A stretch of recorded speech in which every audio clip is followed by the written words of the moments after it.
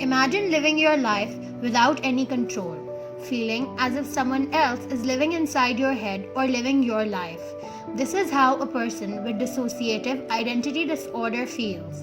DID was previously known as multiple personality disorder. The person has no conscious control over a variety of personality shifts. It is characterized by experiences of unreality or detachment from surroundings called derealization, and experiences of unreality or detachment from one's mind, self, or body, that is, depersonalization. A common misconception regarding DID is that its occurrence is rare compared to other mental disorder. According to DSM-5, the prevalence of DID is 1.5% in US. Research shows that incidence of the condition have risen over the past 20 years, with 90% of the afflicted patients being females. Dissociative disorders develop as a reaction to childhood trauma. Traumas like sexual, physical, or emotional abuse, hostile environment, or violence are strong correlations that put children at an increased risk of developing DID.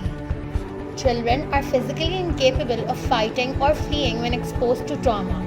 As a means of coping, they resort to fantasy play, emotional numbing, and dissociation from the troubled present, stowing away from their negative memories in other regions of the brain.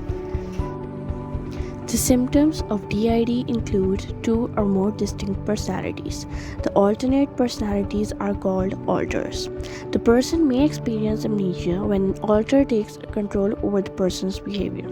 Each alter has distinct individual traits, personal history, and a way of thinking about and relating to his or her surroundings. An alter may be of a different gender, have a different name, or a distinct set of manners and preferences. The person with DID may or may not be aware of the other personality states and memorize of the times when an alter is dominant. Stress or even a reminder of a trauma can trigger a switch of alters. Symptoms of DID include changing levels of functioning from highly effective to disturbed, severe headaches or pain in other parts of the body, depression and or mood swings and anxiety, eating and sleeping disturbances, problems with functioning sexuality, substance abuse, amnesia, hallucinations, self-injurious behaviors such as cutting. Suicide risk is also high. Research indicates 70% of people with DID have attempted suicide.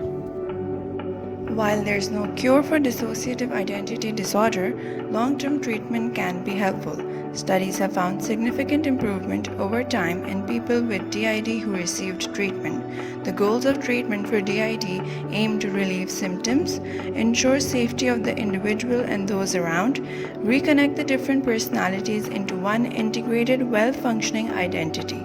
Treatment also aims to help the person express and process painful memories, develop new coping skills, and restore optimal functioning.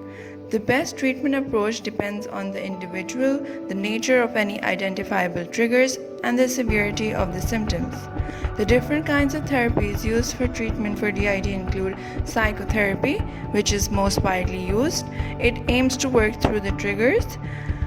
Other kinds of therapies include hypnotherapy, cognitive behavior therapy, and dialectic behavior therapy.